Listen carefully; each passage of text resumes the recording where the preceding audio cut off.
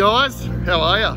Jeff, and I'm at Sydney Motorsports Park testing the mighty Kawasaki ZX-6R 636 today. So I'm just about to go out and do a whole bunch of sessions.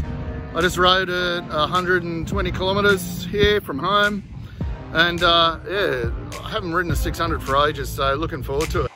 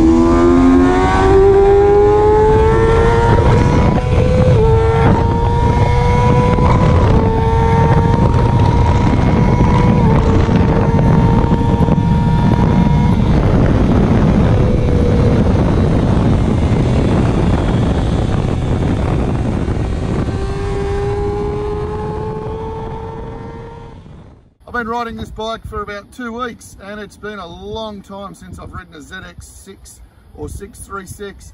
The last one would have been our long-termer we had. It was a project bike in Rapid Bikes magazine, and we did a lot of work on that bike. We kept it after the launch, which you can see some pictures of the bike here. And it was a fantastic machine, road and track, and we really loved it. Now, they haven't really changed a lot since then. Just styling updates and some, you know, emissions things, and that's it. Personally, I enjoy these more than thousands and as much as 750s, and it's a great little bike. So they're 130 horsepower claimed, 136 with ram air. Look, I haven't had time to get it on the dyno, but it feels more like 100 and maybe 120. It doesn't really feel like 136 horsepower. I might be wrong. Maybe I've just been riding the ZX-10 too much. But it's a fantastic little bike. They've tuned it a bit more for the road, so it actually, believe it or not, it'll pull from 1500 RPM in top gear, this bike. It just goes, and it's very linear. Like this road here I'm on, this is the Old Pacific Highway, the old road, and it's a very famous twisty road. I can do the whole road in top gear. It's unbelievable. You can't even really do that on the ZX-10. Obviously got a bit less weight to carry, but not that much less. And then it's got a really nice mid-range and a decent top end. It's a lot flatter up top than, say, I don't know, an R6 or a CBR 600, but it's still got a decent top end whack. And at Eastern Creek Raceway or Sydney Motorsports Park, I was getting about 250, maybe 255, I think, into turn one, which is not super duper quick. It's not as quick as like an R6, but it was still okay. And I managed to do around 143s on it easily on the Bridgestone S22s. And that's a lot because of the torque. There's less gear changes on this than other Supersport bikes. Now, on the road, the suspension's fairly plush. It's surprisingly plush, and it's very comfortable for a Supersport bike. I'm more comfortable on this than I am on the ZX-10. The ride is really good. It's got the big piston shower forks, balance free, rear shock, shower, great suspension system, really high spec, and nice ride on the street over any bumpy roads, smooth roads, whatever. It's got a lot of stability. It's got enough support there on hard braking on the smoother stuff, and it's got enough comfort on the road, even commuting and in those situations. When I got to the track, I just added a bit of front preload and front compression. I left the rear alone. I probably could have gone up a bit on it, but I really didn't need to. And there we had a great track weapon. Left the track, screwdriver and another screwdriver, and we were back to road settings again. So it's really easy.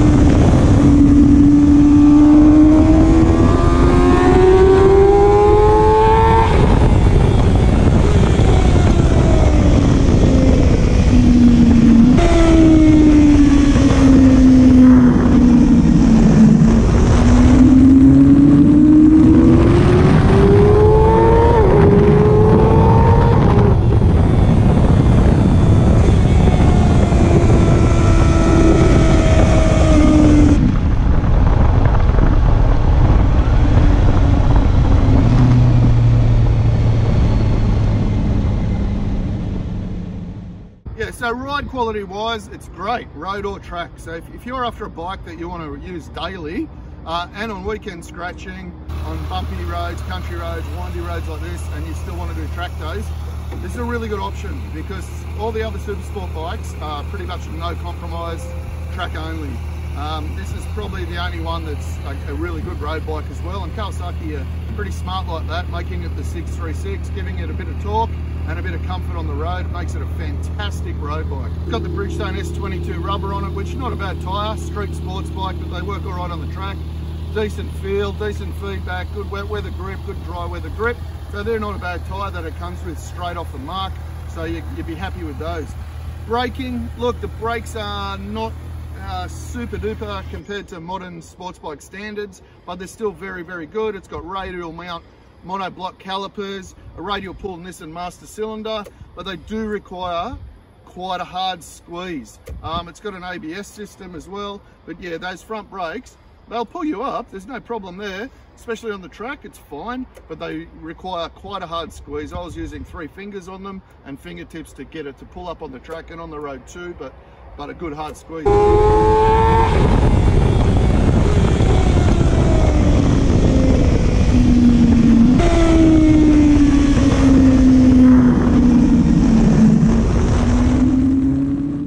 The rear brake's good, lots of feel on that pedal.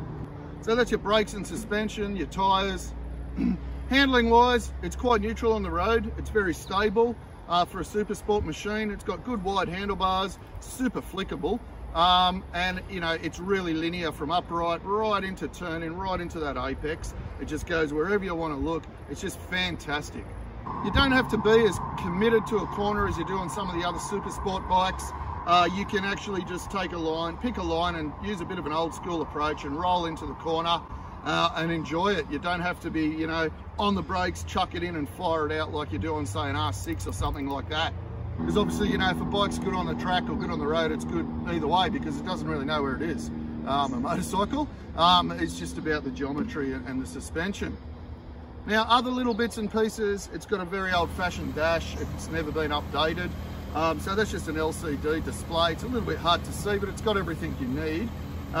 Fuel consumption average around 6.3 litres per 100 kilometres, not too bad. That includes track. And it's got a basic 3-level traction control system with off. I just left it on 1 the whole time. It's got a power mode system. It's only got full power and low power. And that's it, no in between. So I just left it on full power, traction control on 1, or you can switch that off if you want to, but what's the point in that? It's got ABS and it's got a quick shifter, but it's only a one-way quick shifter and it feels quite antiquated. It's quite a long delay between kills, especially on the racetrack. I found it easier to shift without it at some times because it was a bit too slow, especially on the higher speeds like 3rd to 4th, 4th to 5th. It was quite a long, slow shift. which is interesting because I remember how trick I thought they were when they first came out, but now this one feels quite slow compared to, say, the ZX-10 or the Versys even, for example, or the other Kawasaki models. Obviously the quality, the fit, the finish is outstanding. The KRT edition looks beautiful. This has got the crash protection and a few things. It could do with a taller screen, and I wouldn't do a lot else to it. I love the foot peg position. I love the handlebar position, the lever position.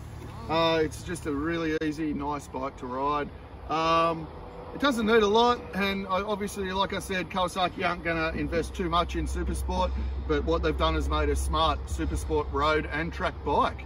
So good job there. These come in under $18,000 right away, which is a really good price, and it's a great option for those of you that don't want a 1000. You don't want a smaller bike, you might be stepping up off a Ninja 400 or something like that. Definitely go and give one of these a try while you can still get a Supersport bike. Because they are a fabulous machine. That's why they've been so popular for 25 years. And in fact, you know, the ZX-6 came out in 1995, and I've loved this motorcycle ever since then. I worked at a Kawasaki dealership when they came out, and we ran a Kawasaki-backed racing team with Warwick Maguire and Nigel Arnold. I was racing Hondas, but working at a Kawasaki shop. But anyway, look, I always loved the ZX-6. It was a great bike, and it's dominated on the racetrack. You know, it won a world championship in the hands of Andrew Pitt early on, our own Aussie Andrew Pitt, and has won many, many more since then in the hands of fabulous riders in World Supersport and domestic championships all over the world. So you know what a great bike it is. So get out to your Kawasaki dealer and have a try on one if you're interested in the Supersport class. Don't forget to subscribe to this channel. Give us a like, tell us about your Supersport experience. Have a fantastic day. See you later. Thanks,